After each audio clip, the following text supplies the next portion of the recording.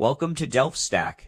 In this video, I will show you how to fix USB malfunction on Windows 11 quickly and step by step. This error usually appears when a USB device is not recognized or fails to work properly. First, unplug the USB device and plug it into a different USB port on your computer. Try another device on the same port to check if the issue is with the port itself. Next, restart your computer and reconnect the USB device.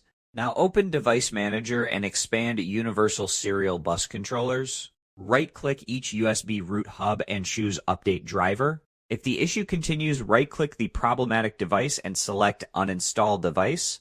After that, restart your PC so Windows reinstalls the drivers automatically. You can also disable USB power saving by opening Power Options and changing Advanced Settings.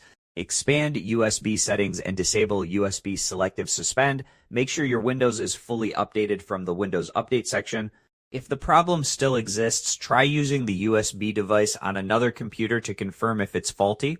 After applying these steps, your USB device should work normally again. If this video helped you, give it a like and subscribe to the channel. See you in the next one.